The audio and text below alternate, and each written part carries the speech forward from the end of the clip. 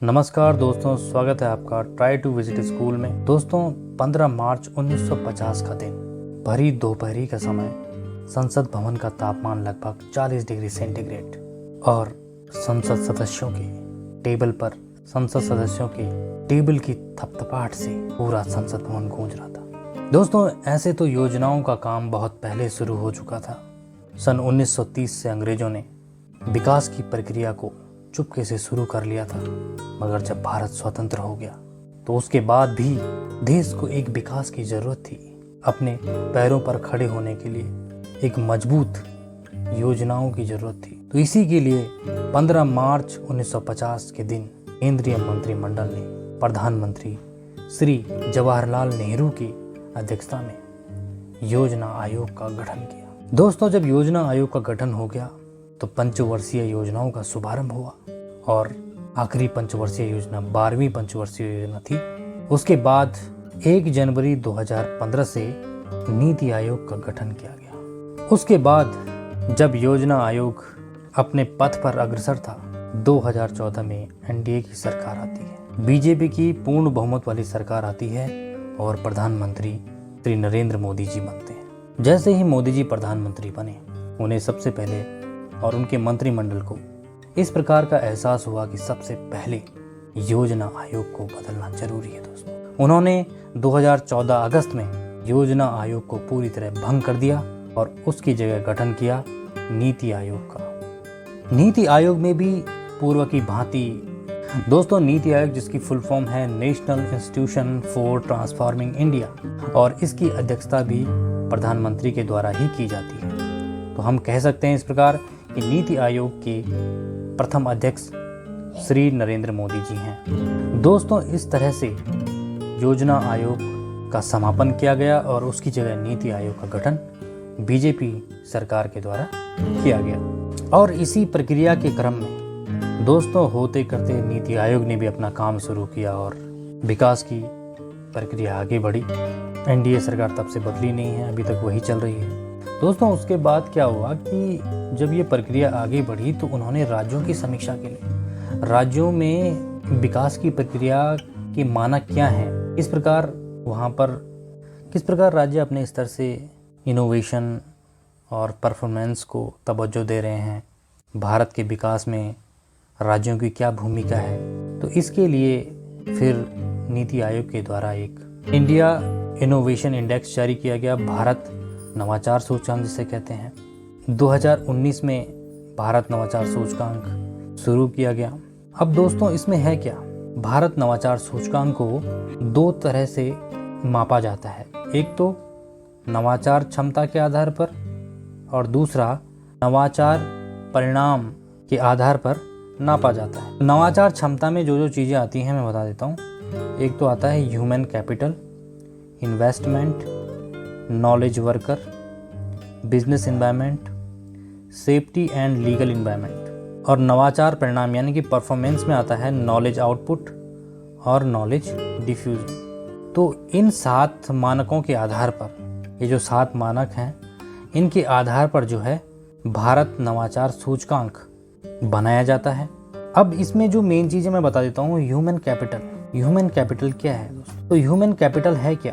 Human capital का अर्थ होता है जो एम्प्लॉय है उसकी क्वालिटी, यानी कि उसकी जो एजुकेशन है, उसकी हेल्थ, उसके पास कितना एक्सपीरियंस है, उसकी स्किल्स क्या हैं, इसको ह्यूमन कैपिटल कहते हैं। वहीं इन्वेस्टमेंट की अगर हम बात करें, इन्वेस्टमेंट में दोस्तों आ जाता है जैसे कि हम लोग क्या करते हैं, एजुकेशन में इन्वेस्ट करते हैं क्योंकि हमें ज्ञान प्राप्त हो सके, खाने के लिए इन्वेस्ट करते हैं ताकि हमारी हेल्थ में बेनिफिट मिले। ऐसे फैक्ट्री को लगाने के लिए, किसी प्रोडक्ट को बनाने के लिए हमें इन्वेस्टमेंट की ज़रूरत पड़ती है, पैसे की ज़रूरत पड़ती है। तो वो कैसे आ रहा है राज्य में, किस प्रकार से आ रहा है, कहाँ बाहर से आ रहा है, या जो राज्य के उद्योगपति हैं वही पैसा लगा रहे हैं, या कहीं विदेशों से भी पैसा वहाँ पे आ रहा है फैक्ट्री लगाने के लिए, मैन्युफैक्चरिंग प्लांट लगाने के लिए या सर्विस सेक्टर के लिए। तो इन्वेस्टमेंट तो वो हुआ। उसके बाद आता है नॉलेज वर्कर। नॉलेज वर्कर देखिए दोस्तों, वर्कर 2 तरह के होते हैं। एक होता है स्किल्ड वर्कर और एक होता है अनस्किल्ड वर्कर। स्किल्ड वर्कर में आ जाते हैं जैसे कि हमारे डॉक्टर्स हो गए, इंजीनियर्स हो गए, या आर्किटेक्चर के कर्मचारी हो गए, टीचर्स हो गए, तो ये नॉलेज वर्कर में आते हैं। वहीं अनस्किल्ड वर्कर में आते हैं लेबर, जो कि फिजिकली वर्क करते हैं, किसी सामान को ढोना या किसी प्रोडक्ट को असेंबल करना अनस्किल्ड वर्कर के द्वारा किए जाते हैं। उसके बाद आती है बात बिजनेस एनवायरनमेंट की। बिजनेस एनवायरनमेंट का मतलब होता है कि भाई जहाँ पे हमारी फैक्ट्री लगी है उस राज्य में या उस शहर में हमारा प्रोडक्ट कंज्यूम हो जाएगा कि नहीं हो जाएगा, वहाँ की मार्केटिंग पॉलिसी क्या है, हमारी मार्केटिंग पॉलिसी वहाँ काम करेगी कि नहीं करेगी, वहाँ पर ट्रांसपोर्ट की सुविधा होगी कि नहीं होगी। तो बिजनेस एनवायरनमेंट का जो संबंध है इन सभी चीज़ों से है। तो सेफ्टी और लीगल एनवायरनमेंट की बात करते हैं, जिसमें सेफ्टी से मतलब हम हेल्थ से भी जोड़ सकते हैं। हम जोड़ सकते हैं कि भाई हमारी जो कंपनी है जहाँ पे हम इस्टेब्लिश करना चाह रहे हैं अपना बिजनेस, उस राज्य में वो एरिया कितना सेफ़ है, हमारा बिजनेस वहाँ पे रन कर पाएगा कि नहीं कर पाएगा, हमारे एम्प्लॉय को कोई खतरा तो नहीं होगा भाई। दूसरा लीगल एनवायरनमेंट है कि जिस राज्य में हमारी कंपनी है या हमारी मैन्युफैक्चरिंग यूनिट है या हमारा जो हमारी फैक्ट्री है, वहाँ पर रूल एंड रेगुलेशंस क्या हैं, अब वो आसान हैं या नहीं है, टैक्स क्या है, ये सारी चीज़ें इसके अंदर आ जाती हैं। उसके बाद नवाचार परिणाम में जो है परफॉर्मेंस आती है, नॉलेज आउटपुट, यानी कि भविष्य में हम किस तरह के प्रोजेक्ट को बनाएंगे यहाँ पे जो कि सोसाइटी के लिए प्रॉफिटेबल होगा। गाइडेंस जो है वो नॉलेज आउटपुट में आ जाते हैं। और नॉलेज डिफ्यूज़न में ये आ जाता है कि भाई हमने कोई रिसर्च करी है, हमने कोई इनोवेशंस किए हैं, आविष्कार किए हैं, तो क्या क्या नवाचार हमने पैदा किए और दूसरे राज्यों तक उनको बताया हमने कम्युनिकेशन के माध्यम से, एक ग्रुप डिस्कशन के थ्रू, तो इसको हम कहते हैं नॉलेज आउटपुट। तो इन 7 मानकों के आधार पर नीति आयोग का भारत इनोवेशन सूचकांक जारी किया जाता है, जिसमें देश के सारे राज्य शामिल किए जाते हैं, लेकिन राज्यों को भी 3 भागों में बांटा जाता है, जिसमें बड़े राज्य, छोटे राज्य और पर्वतीय राज्य जिसे हम कह सकते हैं। और दोस्तों तीसरा हो गया केंद्र शासित प्रदेश या छोटे राज्य।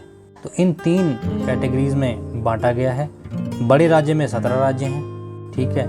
और दोस्तों पूर्वोत्तर या हम पर्वतीय राज्यों की बात करें तो 10 राज्य हैं, और केंद्र शासित या छोटे राज्यों की बात करें तो वो भी 10 हैं। तो दोस्तों भारत नवाचार सूचकांक 2021 में पहले नंबर पर अगर बड़े राज्यों की बात करो तो कर्नाटक आता है, दूसरे नंबर पर तेलंगाना आता है, और सबसे अंतिम स्थान पर आता है छत्तीसगढ़ राज्य। वहीं पूर्वोत्तर और पर्वतीय राज्यों में पहला स्थान मणिपुर का है और दूसरा स्थान उत्तराखंड का है, जबकि अंतिम स्थान नागालैंड का है। और केंद्र शासित व छोटे राज्यों में पहला स्थान चंडीगढ़ का है, दूसरा स्थान दिल्ली का, जबकि अंतिम स्थान लद्दाख का है।